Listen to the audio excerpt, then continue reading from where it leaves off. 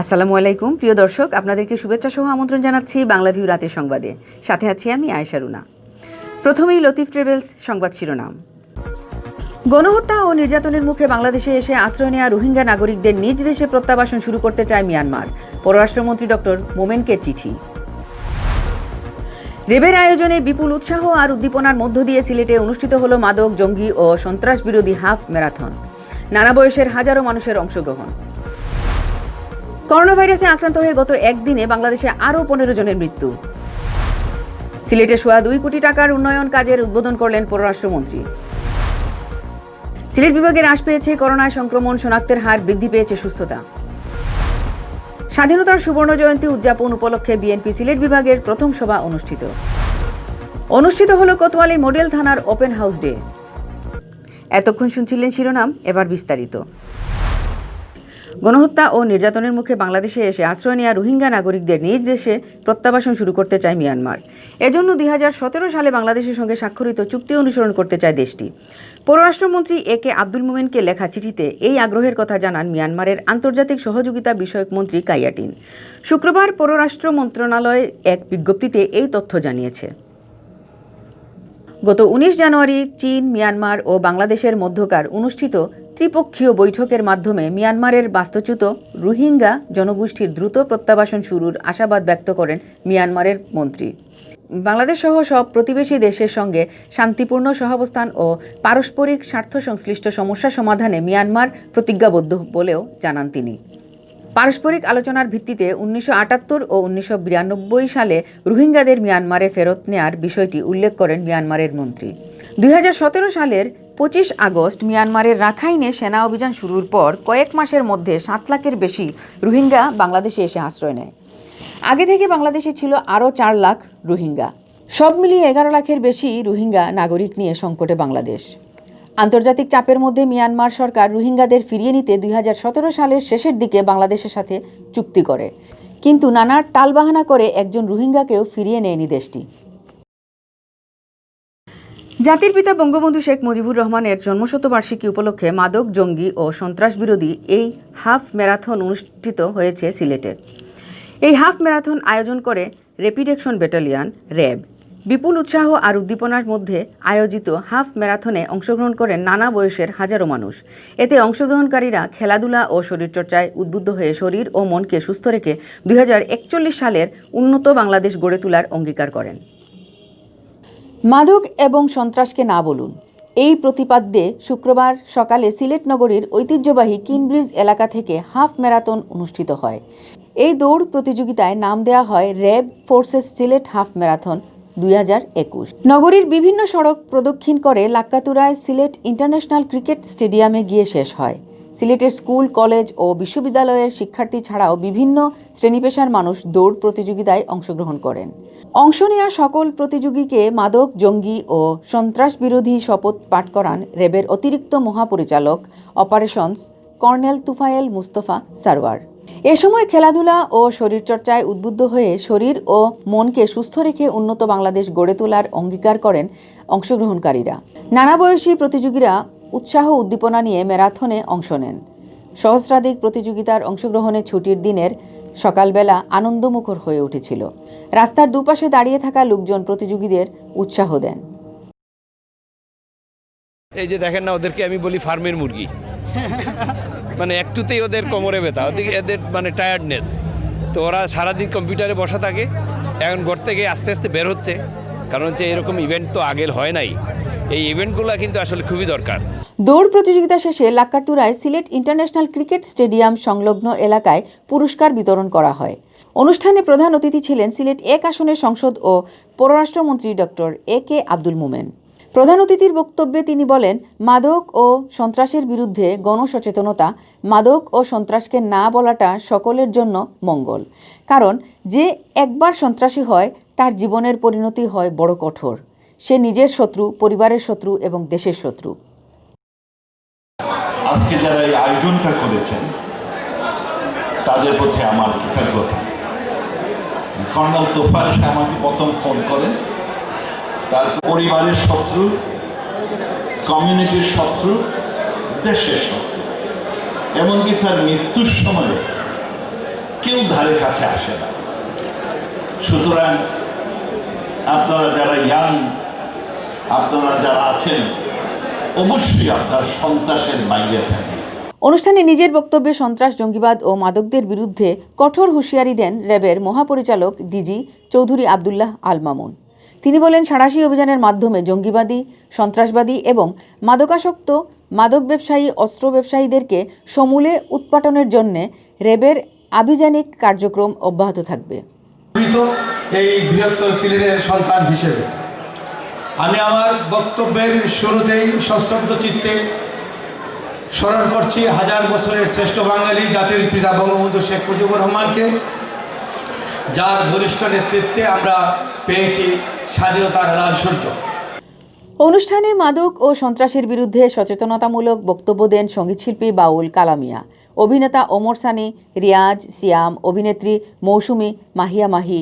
এ সময় কয়েকজন শিল্পী সঙ্গীত পরিবেশন করেন। সম্মানিত আমরা করতে পারবো না, কিন্তু ধন্যবাদ জানাতে পারি। সো আমি ধন্যবাদ জানাতে চাই তাদেরকে যারা এই আয়োজনকে সফল করেছেন। আমরা সবাই মুসলমান হিসেবে মনে করি একটা ডেড বডির জানাজা হবে, দাফন হবে, কিন্তু জঙ্গিবাদে যে জড়ায় বেশিরভাগ ক্ষেত্রে তার শরীরের ছোট ছোট হাড্ডি পাওয়া যায়, আর কিছু পাওয়া যায় না।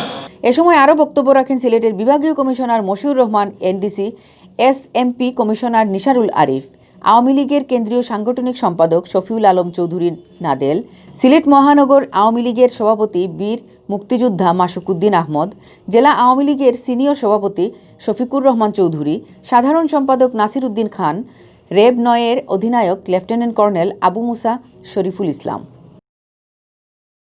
করোনা ভাইরাসে আক্রান্ত হয়ে গত একদিনে বাংলাদেশে আরও ১৫ জনের মৃত্যু হয়েছে।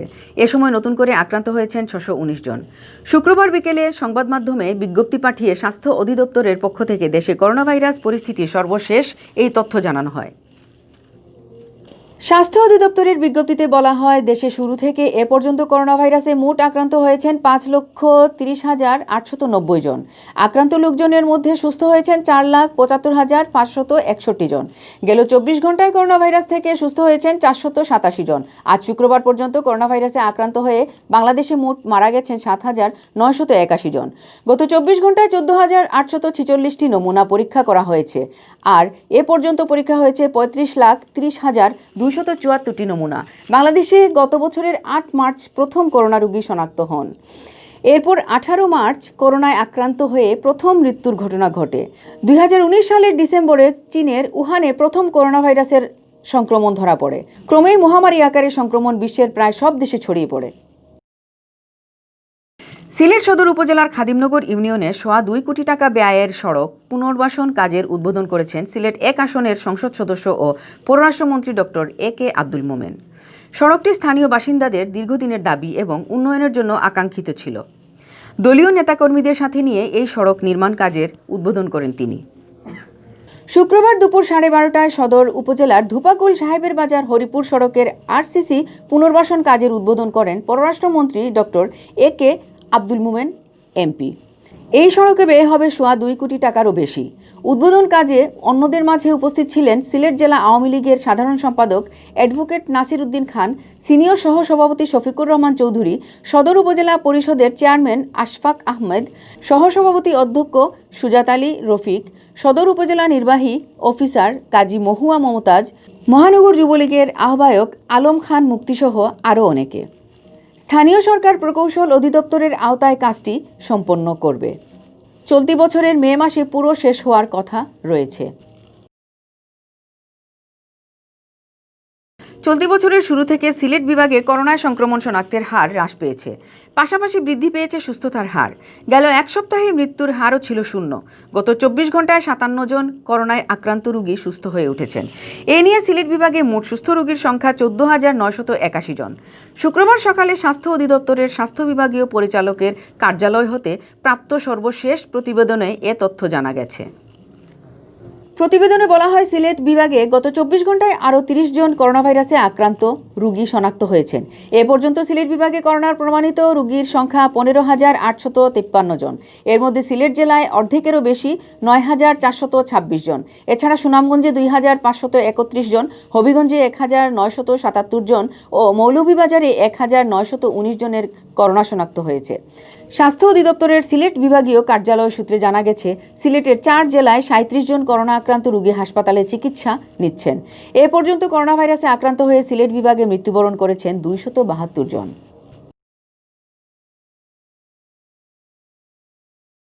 স্বাধীনতার সুবর্ণ জয়ন্তী উদযাপন উপলক্ষে বাংলাদেশ জাতীয়তাবাদী দল বিএনপি সিলেট বিভাগের প্রথম সভা অনুষ্ঠিত হয়েছে। বৃহস্পতিবার দুপুরে সিলেট নগরীর একটি হোটেলে প্রস্তুতমূলক এই সভা অনুষ্ঠিত হয়। সভায় প্রধান অতিথির বক্তব্য রাখেন বিএনপির কেন্দ্রীয় নির্বাহী কমিটির সহসভাপতি ডাক্তার AZM জাহিদ হোসেন। স্বাধীনতার সুবর্ণ জয়ন্তী উদযাপন কমিটির সিলেট বিভাগের আহ্বায়ক ও সিলেট সিটি কর্পোরেশনের মেয়র আরিফুল হক চৌধুরীর সভাপতিত্বে এ সদস্য সচিব ডাক্তার সাখাওয়াত হাসান জীবনের পরিচালনায় সভায় বক্তব্য রাখেন বিএনপি চেয়ারপারসনের উপদেষ্টা ডক্টর মোহাম্মদ এনামুল হক চৌধুরী, কেন্দ্রীয় নির্বাহী কমিটির সহ সাংগঠনিক সম্পাদক কলিমুদ্দিন আহমদ মিলন, কেন্দ্রীয় নির্বাহী কমিটির সদস্য ডাক্তার শাহরিয়ার হোসেন চৌধুরী, মিজানুর রহমান চৌধুরী সহ আরও অনেকে। সভায় উদযাপন কমিটির নির্দেশনা ও পরামর্শে সিলেট বিভাগের জেলা, উপজেলা ও তৃণমূল পর্যায়ে উদযাপন কমিটি গঠন করার সিদ্ধান্ত গৃহীত হয়। সিলেট মেট্রোপলিটন পুলিশের কোতোয়ালি মডেল থানার জানুয়ারি মাসের ওপেন হাউস ডে অনুষ্ঠিত হয়েছে। অনুষ্ঠানে প্রধান অতিথি হিসেবে উপস্থিত ছিলেন SMPর পুলিশ কমিশনার মোহাম্মদ নিসারুল আরিফ। অনুষ্ঠানে স্থানীয় জনসাধারণ, জনপ্রতিনিধি, রাজনৈতিক ও সাংবাদিক প্রতিনিধিবৃন্দ তাদের বক্তব্য উপস্থাপন করেন। শুক্রবার বিকেল 3:30টায় কোতোয়ালি মডেল থানা প্রাঙ্গণে ওপেন হাউস ডে অনুষ্ঠিত হয়। অনুষ্ঠানে স্থানীয় জনসাধারণ, জনপ্রতিনিধি, রাজনৈতিক ও সাংবাদিক প্রতিনিধিবৃন্দ তাদের বক্তব্যে এলাকার বিভিন্ন সামাজিক সমস্যা সম্পর্কে খোলামেলা বক্তব্য উপস্থাপন করেন। এ সময় অনেকে পুলিশের সাম্প্রতিক কর্মকাণ্ডের ভূয়সী প্রশংসা করেন। প্রধান অতিথি SMPর পুলিশ কমিশনার মোহাম্মদ নিসারুল আরিফ স্থানীয় জনসাধারণের প্রশ্নের উত্তর দেওয়ার পাশাপাশি বিভিন্ন সমস্যা সমাধানের জন্য দিক নির্দেশনামূলক বক্তব্য প্রদান করেন। তিনি পুলিশের দায়িত্ব পালনে সকলের সহযোগিতা ও এগিয়ে আসার আহ্বান জানান। এ সময় আরও উপস্থিত ছিলেন অতিরিক্ত পুলিশ মোহাম্মদ শফিকুল ইসলাম, উপ police commissioner Azbahar Ali Sheikh PPM, অতিরিক্ত উপ পুলিশ কমিশনার শাহরিয়ার আল মামুন। এতক্ষণ শুনছিলেন বাংলাভিউ রাতের সংবাদ। সাথে থাকার জন্য ধন্যবাদ।